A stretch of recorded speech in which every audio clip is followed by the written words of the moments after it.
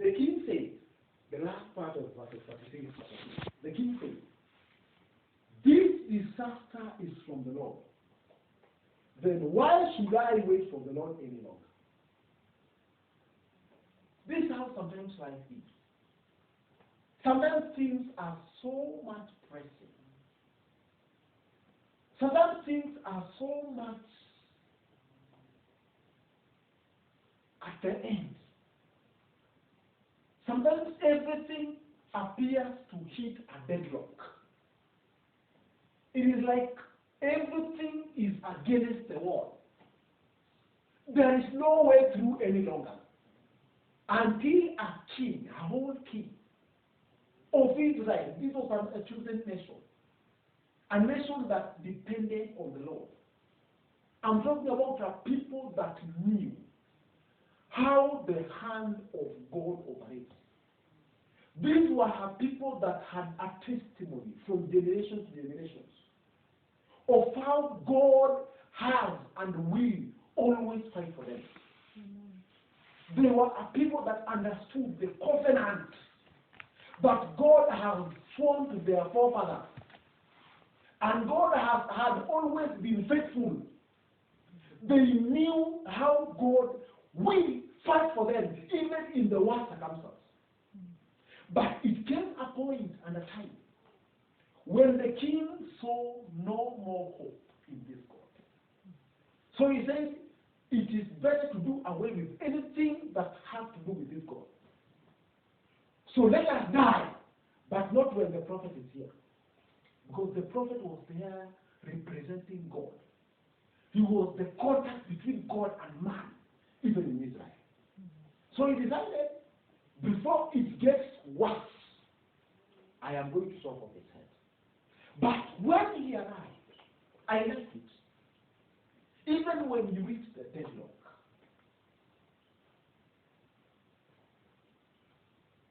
turn your face to God. I want to minister to us this morning, very briefly, on a topic I call that even in the worst situation, even in the worst circumstance,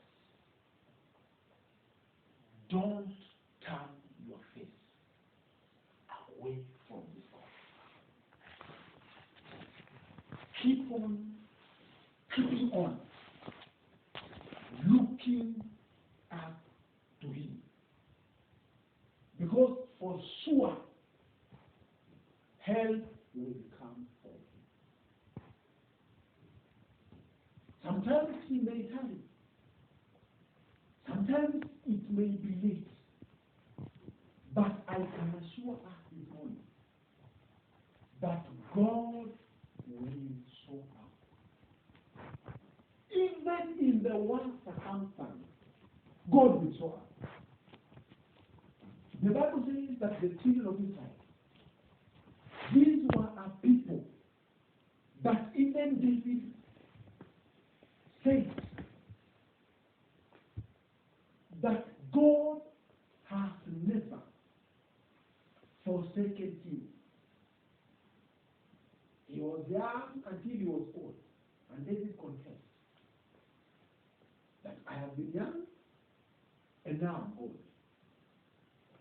But I have never, even at any given time, seen the righteous forsaken.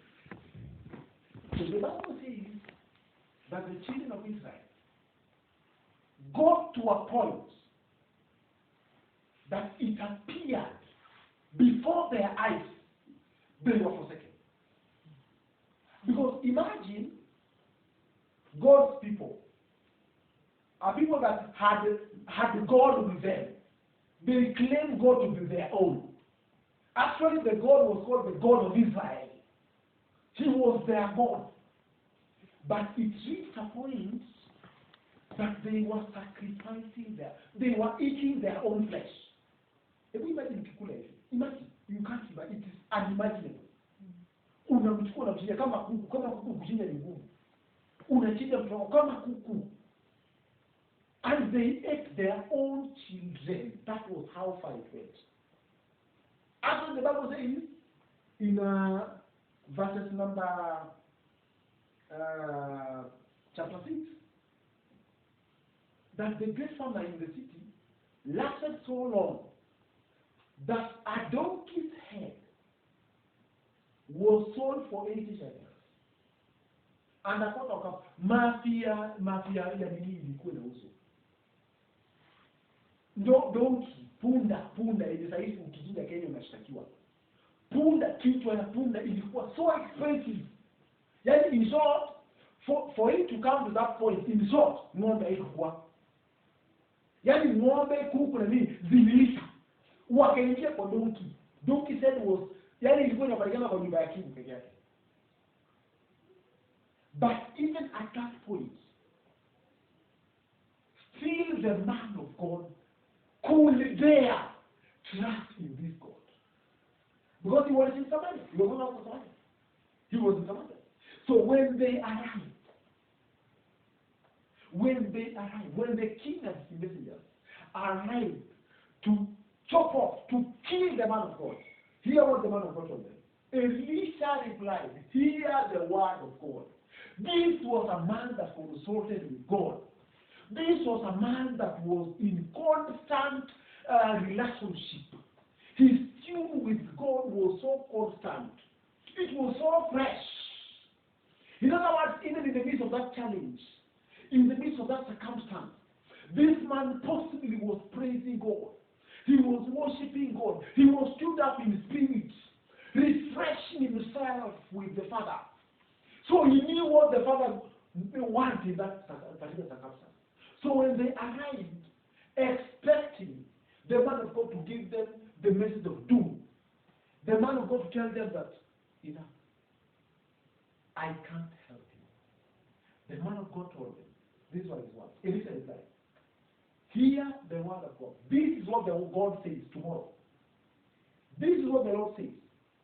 About this time tomorrow, a seer of finest flour will sell for a shekel, and 2 seers of barley for a shekel at the gate of Samaria. Now listen.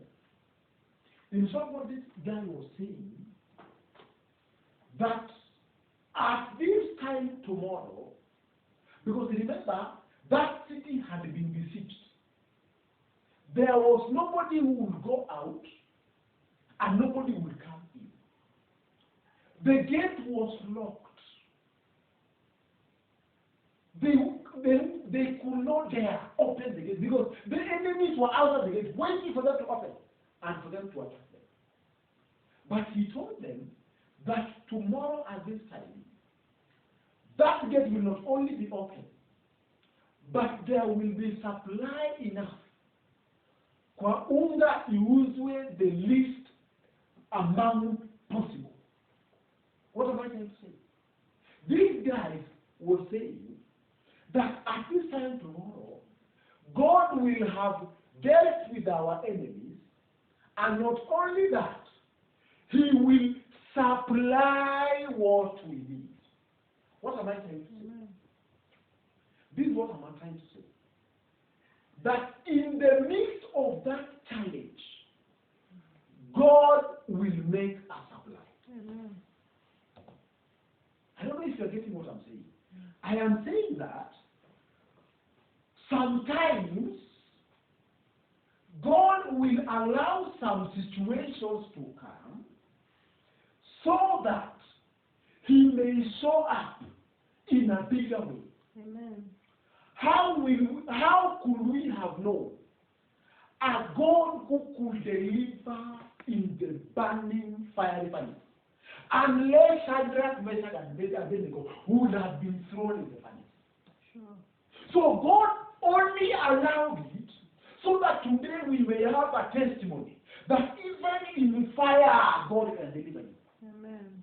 How could we have known today a God who could shut up the mouth of lions, hungry lions, and make Daniel lie down 12 hours with lions that were starved for days to await anybody that would be punished for the king.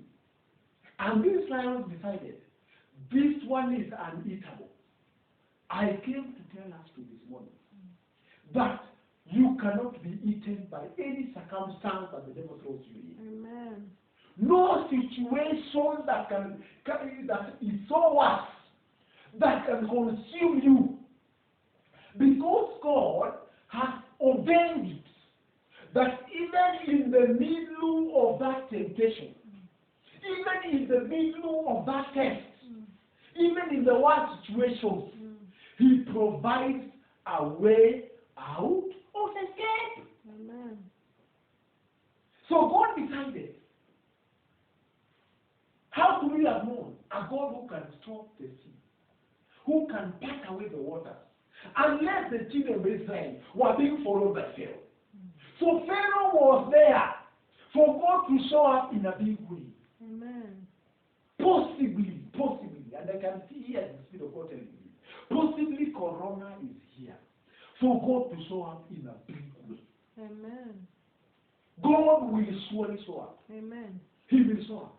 Now the Bible says that when the king came to this man of God, Prophet Elisha never just spoke his word.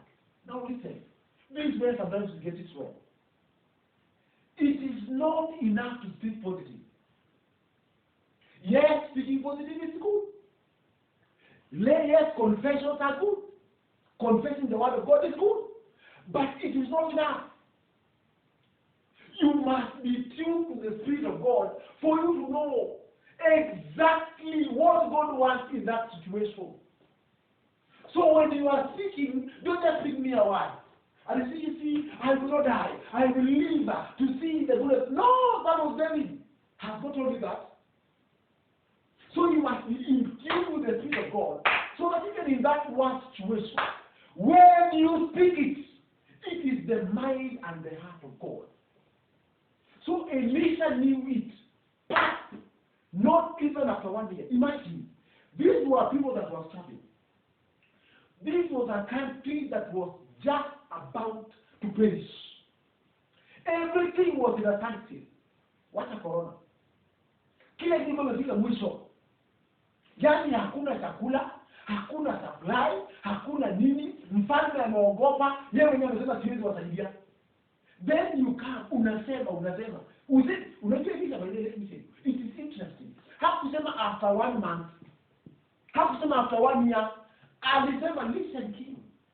This is what the God is saying. And now, you see the confidence. This is what God is saying.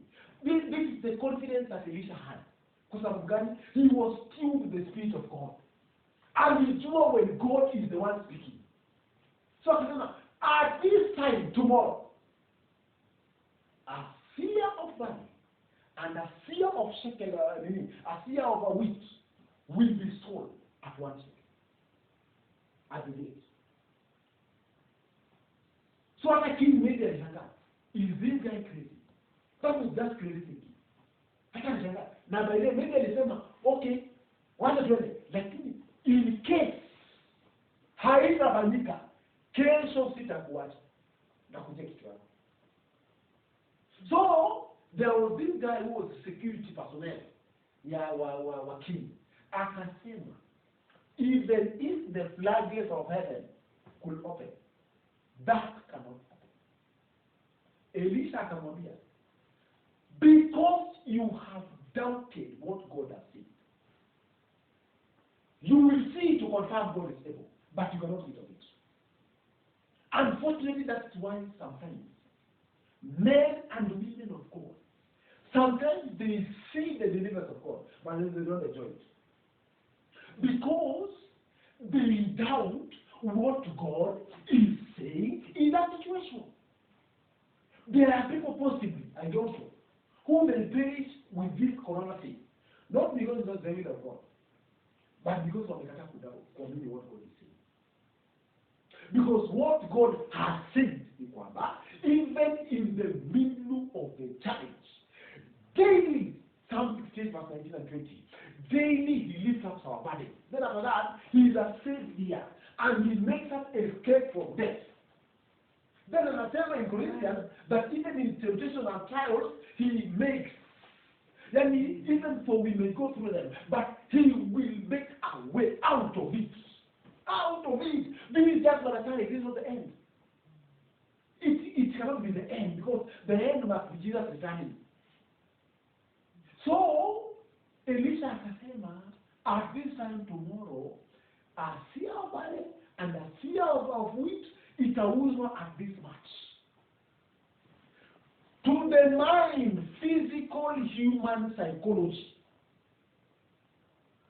to the so-called think right, to the thought pattern of human worldly, it was a mere joke.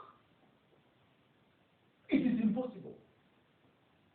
And that is why God told us here that by 13th of May, correct, mind psychology will tell you that it's impossible. But not with God. You see, that is why Bible inasema kwamba for with God, not with man.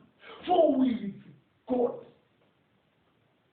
Not one, not two, not three. Nothing is impossible. Amen. The only one thing that the Bible says is impossible with God is him to lie. He just can't lie. He just cannot lie. When he says, he means. And when he means, he says. That's why God is not a joke. He cannot joke. Because when he jokes, it has to happen.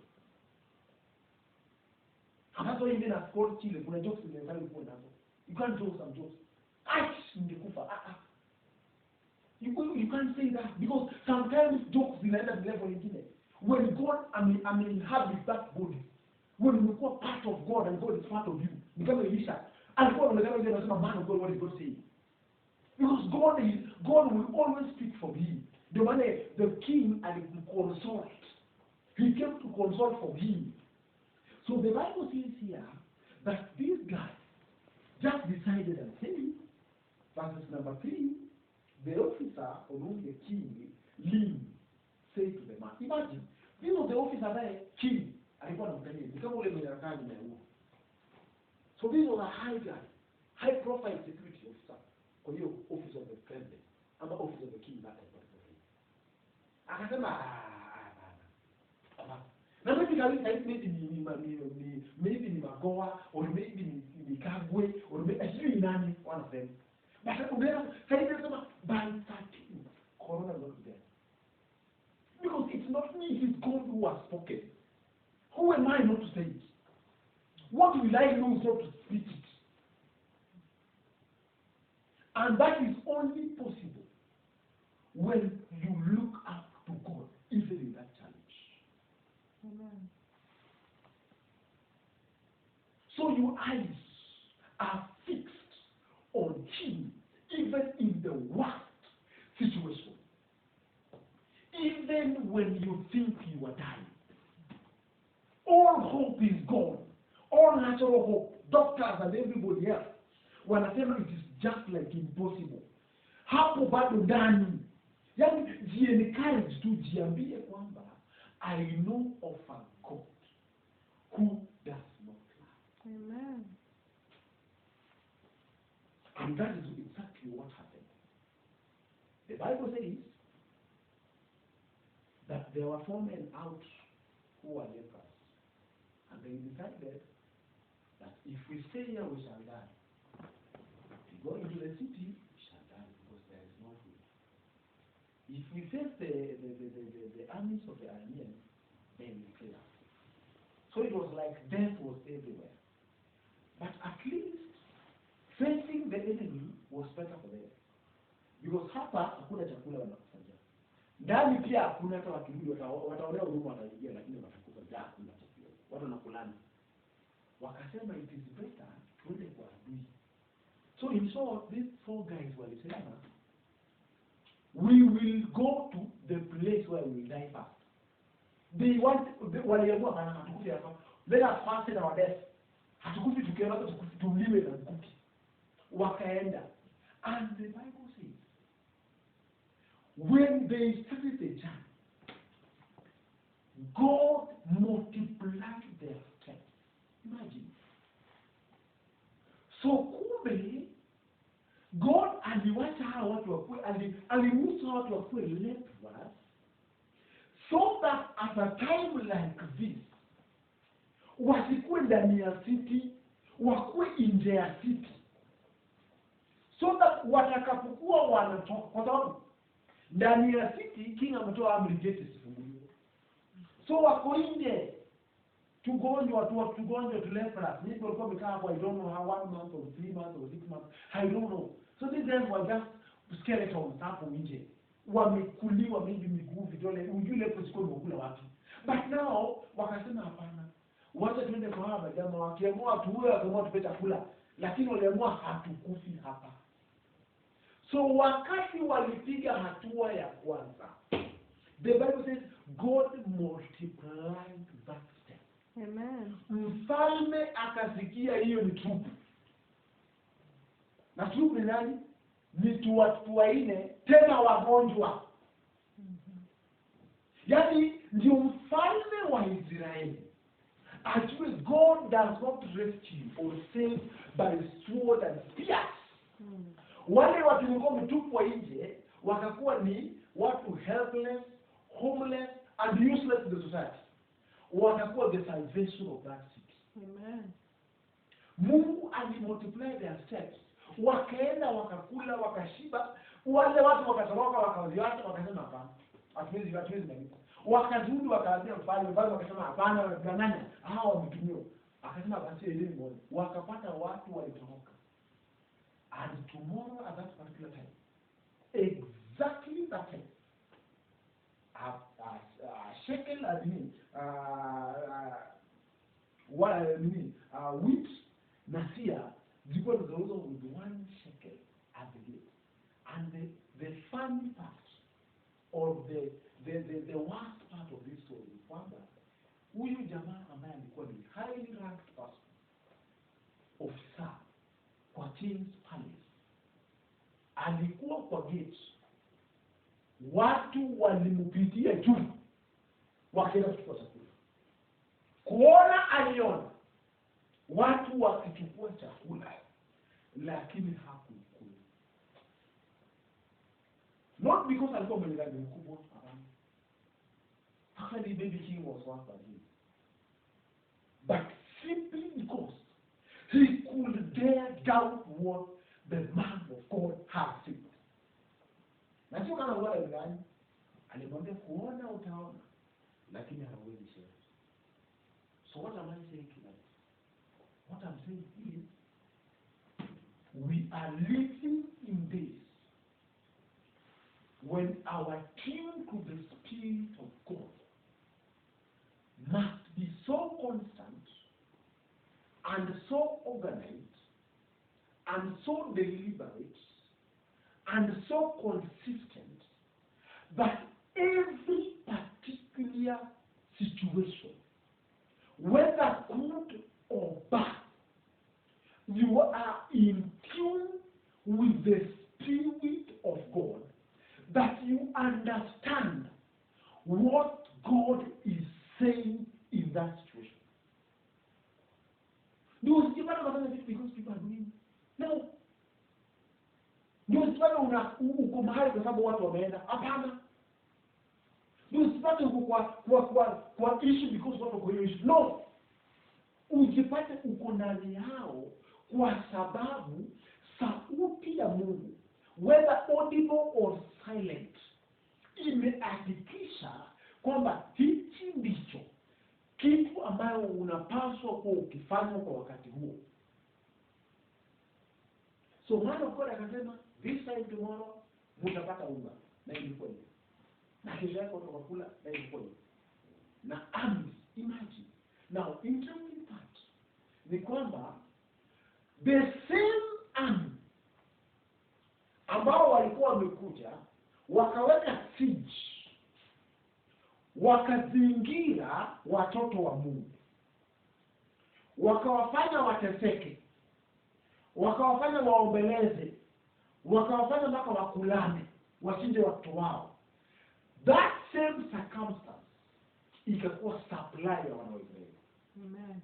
Chakula yenye walilima kwao, unga zenye walitoa kwao, punda na ng'ombe na nini zenye walikuwa wametoka kwao, wakakuja wakaleta hapo, watu wanangojea wale waishe chakula ndio wao wataka. Ndio wana wa Israeli walikula for the next maybe 1 year also. Wakingoja kuwavune mazao yao. So what am I saying? Your enemy will supply for you even in this case. Sometimes that situation, that circumstance, God will use it to turn around your life.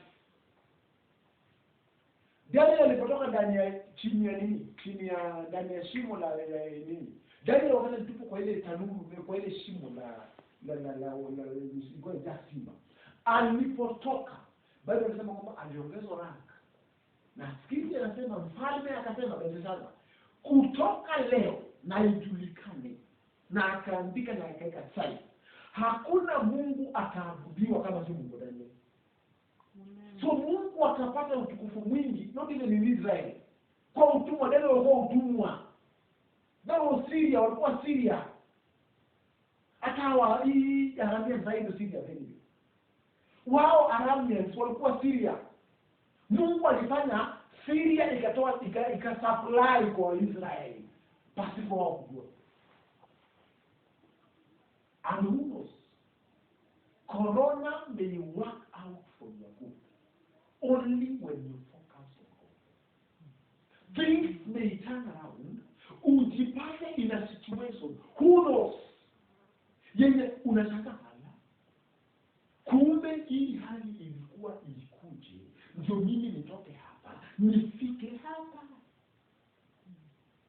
Pasipo wao kujua, waliamuka wakapata chakula imekuja ambayo hawajalima, hawajalipia, hawajaimport na export, hawajalipia tax, hawajafanya nini, lakini iko. Yani you cannot explain it. Hii ni sasa kile anasema ni kwamba Mungu wa Elisha amefanya kile alisema. And I can hear the Spirit of God say that even today, hatungejua Mungu wa Daudi kama Goliath angekuwa. Mungu ilipiga setup, arrange somebody that was just so huge, that would intimidate the children of Israel, that would mock them for 40 days, that would make them fear for all that time. Ndio David akuje aingie kwa sea. You see, sometimes unakuwa behind the scenes sana. And I can see the Spirit of God telling me, you are about to be brought in the sea. Umekaa kwa audience for so long. Utajipata wewe sasa ndio una act hivi. Umekaa nje sana. What if hapa ndio kwenye chache tunaanzia. What if? Who knows? I don't know. But what if? Maybe right now, God is setting up for a business idea in your voice here. And not even only us, but kuna watu all over the world. Ambao wanakuja, they will come up with innovations, they will come up with technologies, they will come up with ideas that will take the world and the globe to the next level.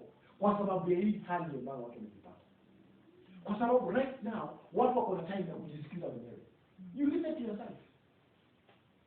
Sometimes situation na vitu zinakuwa too much. Nairobi, wapi? Yaani uko ndani ya gari, umeshuka, uko na haraka, umeenda biashara, mpaka hata huwezi sikiza maisha yako vile unataka. Maybe God aliyakisha amestop, ameweka pause. Ndio utoke huko behind the scene. Ukuje kwa hiyo platform, uangalie what is right and what is wrong. But I can hear the Spirit of God say that everything is about to take a turn. Everything is about to take a turn. Today, leo hii tunaongelea Mungu wa Elisha. Mungu wa Elisha ni kana wapi? Ilibidi Baal, prophets of Baal, 700 wauawe. Yaani hakujua, imagine. He never knew how, surely. Yaani wale watu wamesha Mungu wao. And for your institution, ni vizuri kujua. Many sometimes people don't know. There is nowhere in the scriptures ambao Mungu alishuka akiitwa akatoa sacrifice mbele ya watu. So Elijah hakuwa na history. What alijua ni kwamba Elijah na hakuwa na history ati kwamba kuna siku kuna prophet aliwahi hapa nili akaambia wengine mimi ndio ni Mungu wenu. Na mumuite kabisa na akuje. Na kama atakuja then mimi mniue. Na mimi naye pia kama wengi watakuja, kama wangu watakuja leo hii wote tunaenda tu na haijulikane wewe bye. Si najulikana wewe ni Mungu. Tuendane Mungu wa Elijah.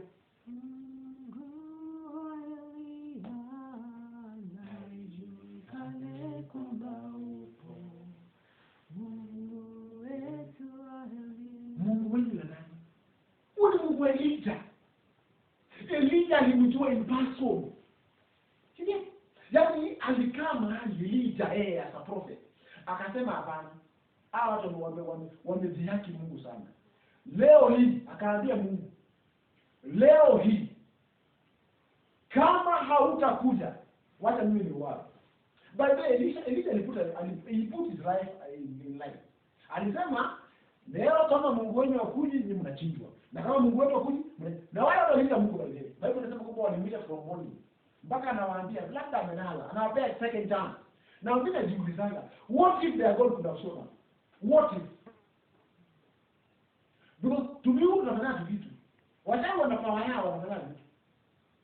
So wakaita anawaambia labda amelala. Labda ndio safari muende na nguvu. Alafu ikafika kazi yake.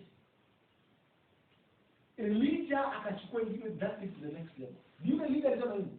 Elijah alisema chukueni maji. Leteni maji. Mwageni kwa hizo miti. Baba anasema kwamba walimwaga maji kwa miti wakamwaga, anasema bado. Baba inasema kwamba the sacrifice ikajawa na maji. Yaani sacrifice ikajawa maji. Yaani hata moto ikikuja kabla hiyo wake. Yaani akawaambia mwageni. Wakamwaga, ndio mwana wa Mungu akishoa. Because Mungu akishoa hapo ndio wao. Bible inasema, the Bible says, the moment Elijah bowed down, na akaambia Mungu, ndio kwa ile sio lazima na itikane mwenye Elijah alisema. Elijah alisema hivyo. Alisema let it be known that there is a living God in Israel. Kabla hata mmoja Mungu akamwambia. Mungu ni kama alikuwa atakuishi. Elijah anza. Yaani kabla Elijah alimaliza maombi, hebu soma ile scripture. Hakumaliza fasting, hakumaliza kabla Bible inasema kwamba moto ilikuja ikalika. Bible inasema sio nini ichoma kwa yake. Inasema kwamba ilichoma sacrifice, ikachoma zile miti, ikachoma mpaka mawe. Na ikalika mpaka ile maji. It was dry in seconds. Na kuanzia that day Elijah alichinja watu. Mtu wa Mungu alichukua panga. Kuweka kichwa hapa.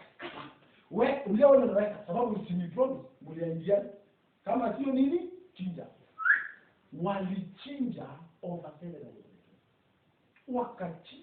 Wakachinja. Kwa sababu gani? Mungu alionekana.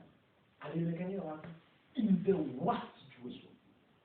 It was either he showed up ama Elijah. Hebu niambie, what if God delayed for David? Because that guy was trained. Huyu jamaa alikuwa trained. This guy was a giant. He knew the war.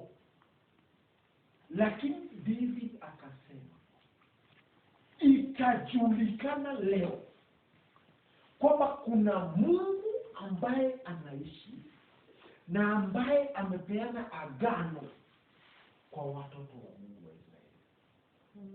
I can listen to the voice of God telling us this morning. Even after this pandemic, this 13, even after this circumstance, itajulikana kwamba kuna Mungu ambaye yuko. Na sasa yeye itakuwa ni Mungu wa Kenya. Of course atakuwa Mungu wa Kenya. But na pia kuna Mungu wa Kristo, ni kweli kujulikana. Lakini ninahisi ndani yangu kuna watu Mungu atatoa from one level to the other na Mungu wao atajulikana. Amen. Kwa sababu even after this people will see. Yaani watu wanasema kwamba unaona huyo jamaa na Mungu. Huyo jamaa Mungu wake anaishi. So David alipokuwa anasema kwamba the Lord is my shepherd. Hakusema out of nothing. Ni kwa sababu alikuwa amepitia. Akajua kwamba Bwana ni mchungaji wake. Yaani alikuwa anajua huyu jamaa hawezi nifanya nipungukiwe. Huyu ananifanya nilaze kwa meza mabichi. Huyu anaandaa meza mbele ya watesi wangu. Na baadaye ni vizuri kujua hivi. God will always prepare a table but not before your friends. Nakwambia hakuna furaha mzuri kama wakati maadui zako wanashuhudia kile Mungu amefanya. Wacha marafiki ya friends nao wanaona kama ndio wametukusaidia. Hata tunaona kama mimi vile tumekuwa discuss. Maadui, people that never liked you. Kina Saul na nani wanaona hivi David alikuwa mfano. Na watu wabaya, yani watu wenye walikuwa na mdharau na nini na mabrother zake na nini, wanaona kabisa David anaingia mbele ya watu, David has killed tens of thousands and Saul 1,000. Wanaona kwa sababu ni Mungu ambaye anapenda sana kuwaleta chini wanaojiinua. Anapenda sana. Unajua Mungu anapenda sana. Ni raha yake kuleta utukufu kwenye kuchukua kile ambacho kinadharauliwa, kile ambacho ni cha nyuma tu hicho, anaiweka kwenye kinafaa. Alafu kitu cha ajabu na kumalizia, let me finish by this. Cha ajabu ni Psalm 23. David anasema kwamba nijapopita kwenye uvuli wa mauti. Ni vyema kuelewa. Now this way nasema tuning inakuja. How are you tuned to the voice of God? Kwa sababu David alielewa sikai kabisa. Ni vizuri ujue hakuna hali ambayo ni mbaya ambayo utakaa nayo. Wewe kila wakati unapitia. Hiyo hakuna siri imesemekana utakaa nayo. Hiyo ni kupita tu. Ndio maana nasema kwamba atatengeneza njia ya kutokea. Kwa sababu sio yako. Kwa sababu sio mapenzi ya Mungu. You get? It is not God's will. When it is God's will, anaifanya inakuwa comfortable, anaifanya inakuwa interesting, hata wewe mwenyewe utahisi hapo unafaa kukaa. But wakati si mapenzi ya Mungu, wewe unahisi Mungu utapigana naye. Na leo hii ninatangaza katika jina la Yesu kwamba in the name of Jesus, chochote ambayo umeoverstay ndani, ambayo si mapenzi ya Mungu, may you get out this morning in Jesus' name. Amen. Anything that is not in the agenda of God for our lives, we are getting out in Jesus' name. Amen. And I decree and declare in the name of Jesus. But even every one situation, including the pandemic called Corona, katika jina la Yesu, may it be a provision that God ataitumia to the glory of His name in Jesus' name. But even after this thing, we shall not only be stronger, we will be richer, we will be wealthier, we will be more powerful and strong in faith, and we will go to the next levels in Jesus' name. Amen. We decree and declare, and we choose to focus and to continue looking up to God, even in every situation and circumstance, in the name of Jesus. What a prayer.